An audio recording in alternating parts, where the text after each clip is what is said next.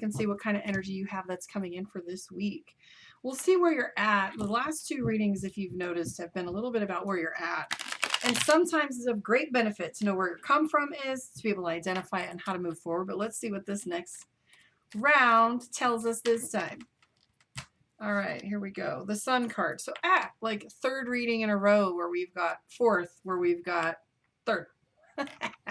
Me and numbers. Okay, so we've got the Sun card, third sign in a row where we have that card in play. So a lot of that has to do with getting attention. So where is it that Pisces will be getting attention?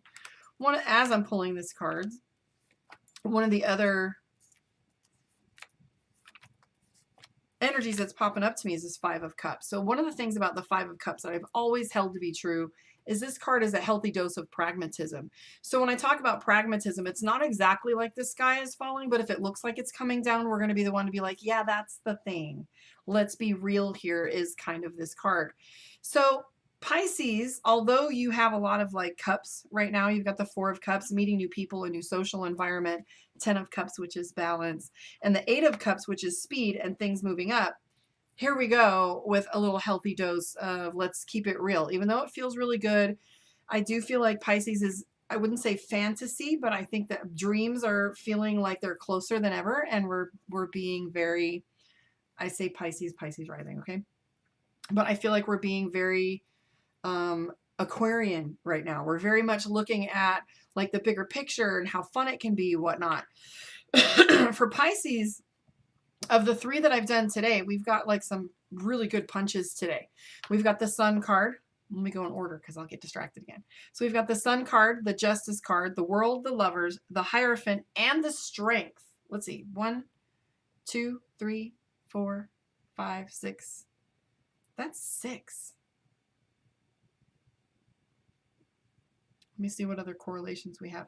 So let's break these down really quick and we'll talk about them as states of being, and then we'll talk about these adjectives. Hi, Panda. So let's talk about these big hitters and see how they're intertwined and how they connect. We've got the Sun card. So the Sun card's all about attention and completion. What is it that we're completing? Then we have the Justice card. So this means putting things on paper. This is legal matters. This is where, you know, the Justice card means being exact. This doesn't necessarily mean contracts, but personally, I would say that this definitely means getting more motivated and keeping my word, most especially to myself. Like these are things that I've wanted to do, and I've allowed myself to get lackadaisical and not be here with you guys and do these videos that I love to do so much. So I have set a new goal to keep my word when it comes to doing what I say I will do. How do you expect someone else to do what they say they will do? And how do you have any outward trust if you can't trust yourself? So we're building here. So my contracts with myself is a big move for these next few phases, right? So the Justice card can also mean a little bit about putting things in measure. So what is worth the expenditure effort? So if I'm putting out this effort, let's talk Deadpool, maximum effort. We don't always have to go all hard all the time. Thank you, Nacho. So this is the feather versus the sun, or light versus the feather, like air versus, you know, I mean, how do you measure certain things? Like we can put them out there, but we can't really measure them. So the Justice card really does talk a lot about being exact. We have the Lovers card. We're almost there. This is that little thing that makes a pearl, right? You've got this clam with one little pearl, one little tiny seed that is between this balance, right? Balance, like the difference between light and dark is so minimal, right? But there is a line. And so this is you trying to bring these two worlds together. We have the Strength card. You guys have been listening to me go crazy about the Strength card lately, but I've been meditating on this one, and the Strength card with the lion, right? This isn't so much about submission, subjugation, and power as it is about finesse and grace and like surrender. Like you have to give a little bit to this lion in order to stick your hand down his mouth and take said picture of, look, I tamed the lion, right? Because that's the Rider-Waite deck where it's like cramming it open. But what's true is in all the rest of the Strength cards, in any other deck I've experienced, it shows this soft and subtle experience. So, and also it has the Caduceus, which is healing. And it also has to do with balance. So healing, balance, grace, surrender, right? So you also have a couple other cards, the World card, and I can't wait to pull all this together for you. You've got the World card. That means everything. right? Top of the list, having all of these things. Card number 21. In Egyptian tarot and Mesopotamian tarot, it was the 21st card, and the Fool was 22, representing the choice. After you had all this information, it was the choice. So this typically, though, is the number one. This is your trump card, right? The World. So what are we trumping, right? Belief. Ooh. So the Hierophant, usually representing faith, the pastor, the priest, the belief system. This is our card that talks about this is what's in play for you right now, Pisces. So how do I play with this card, right? So usually, I love, love, love talking about this one. So usually the Hierophant can have an emblem of like the Pope or the papal head, right? Or a religious leader. And it has a lot of religious symbols in here. Religious symbols embody obedience, the thing that we're supposed to do. And so sometimes this is a religious structure within our head. And sometimes, you know, this is our moral code. Other times, as I was telling, I think Aquarius, this could be, you know, right versus wrong, everything from gender down to belief system. But think of it as in a coaching standpoint and life success. We talk about this as programs. So, you know, we're taught as little children to do certain behaviors because of our society, and those still run in our heads sometimes. So what is that? What is the thing that's running you, Pisces? Because right now it's your belief system. Now, for some of us, we've rewritten that belief system and it's our why. And for others of us, it's a subconscious program that runs in the background and we're freaking out because we don't know why certain things are happening. So here's the adjectives to this reading, so to speak.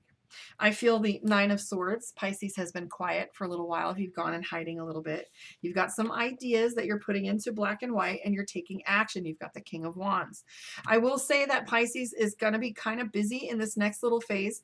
We've got the Eight of Coins. Eight of Coins representing money, speed, being active, right? Wands is work. Work meaning the things we do, not necessarily our finance. But here's what's cool about this. Even though we've got this crazy, I know I'm moving really too deep into this one before the moon reading, but anyways, we've got the Five of Cups, that pragmatism. I think that's going to be your winning mode right now. Like, even though you have all this benefit coming your way, you know, all this beautiful positivity and these great ideas, right? And signified by the Nine of Coins. Mushrooms are ideas, black and white, meaning bringing it into the 3D.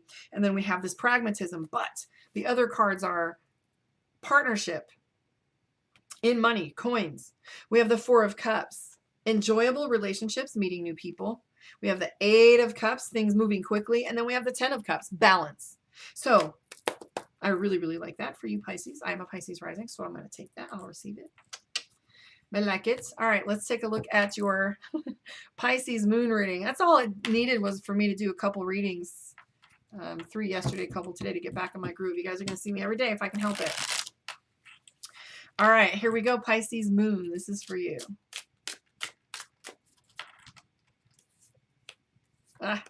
Okay, so nostalgia is a big play for you. Nostalgia and having come through some hard times. Financially, you're feeling as if you've had enough and you're really wanting that to shift. You've got the Hangman, so you're feeling stuck between phases. And then again, we have this overwhelm card. Don't let this get you. I see that Pisces is not getting very much sleep, or not getting any sleep or too sleep, because I'm seeing obsession. The Nine of Swords, if you see her, laying in bed. She's the drama queen. And there's so much on her brain that she doesn't know which thing to tackle first, so it keeps her up. And then in the daytime, we have the Magician. I'm going to juggle all of these things. So for your emotions right now, like I said, we're coming out of the Five of Pentacles, which is our card for hard times. And then you're feeling stuck, like things aren't getting better and things aren't getting worse. So what you have here is an expectation from the universe for you to step into leadership. This is speaking to what you want. You have the Magician and the King of Wands. Wands is action, forward action, movement. Queens being our energy that has to do with nurturing and more subtlety. Kings are action. So we have the Page of Pentacles. Whatever's going on with Pisces right now, it has a little bit to do and entangled with money. So the Magician means, I love it, think of the Ace of Wands. Wands work, aces being the trump card and the pivot. Right now, you are the Magician. You are on stage. It's go time. You absolutely have everything, every capability and resource that you need. This is the Magician, right? So let's look at one more thing before we go. So even though we went through all of this and I'm telling you where your standpoint is and what you're feeling, I'm seeing the Hangman as that end result. But I don't feel satisfied just leaving you with the Hangman, because what's true is it going to break? Is it going to continue? I'd like to know if this phase is going to move forward. So I'm going to shuffle and I'm going to pull one more card for the rest of the reading, or a little more. I'm feeling like it'll be a couple more. So you're feeling stuck. You've got this Hangman, right? Hangman being like not hung by the neck, as in like hung by a noose, but hung in between and suspended. So suspended is sometimes is the martyr. Oh, thank you for that one. So don't feel as if you're the martyr. There's no sacrifice that's required. Right now, this is just a slower phase. Here we go. Page of Wands. Okay, that's what I thought. Great. I'm glad I looked into it a little further. Page of Wands, Queen of Wands, and the Empress. Yes. So once you put the work in, you've already got a strong foundation. I'm feeling as if this isn't so much a new beginning as it is a kickstart, a restart. You're jump starting things. You've got the Page of Wands, new beginnings, beginning again, right past the Hangman. Then you've got the Queen of Wands. So whatever you're restarting, start it and then nurture it. Kickstart, guys. Ooh.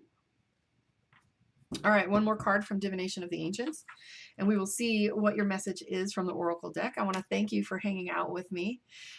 Please like, subscribe, and share. If you felt had some value, please leave me a comment. Let me know where you are in the world. Join me on YouTube. You can see the picture-in-picture for those of you that aren't on my social media platforms that allows me to show you both.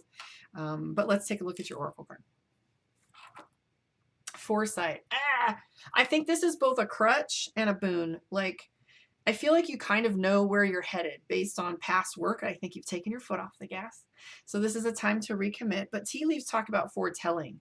So two things that can tell us this. One, if you have some psychic abilities, or if you're an empath in any way, or if you have a psychic in your pocket like me. But the tea leaves foretelling usually means if you're looking at patterns. What are the cards? What are the tea leaves? And what is astrology but patterns? If you're looking at the patterns, right, you can take stock and see where things are headed. Don't be afraid to have a little EQ. Check in with your feelings. See how you, because here's the thing. Intellectually, a thing may make sense. It may make perfect sense. But when it isn't in alignment with our heart, it will always feel off. So always check in with your feelings. If it's not heartfelt, you're always going to be looking for the thing. So make sure those two match up. But foretelling, if you're not feeling good about what's going on in front of you, you have to check with your math and see what's off. So kick it right back up and get it figured out. But foretelling also has to do with patterns. So if you're repeating a pattern, stick a spoke in it, stick a stick in it, you know, the spokes on the bikes, and take a break. Like, maybe analysis paralysis is the problem and you're overthinking. I want to thank you for hanging out with me. Hopefully this is of value to you. I will be back tomorrow. Let's see.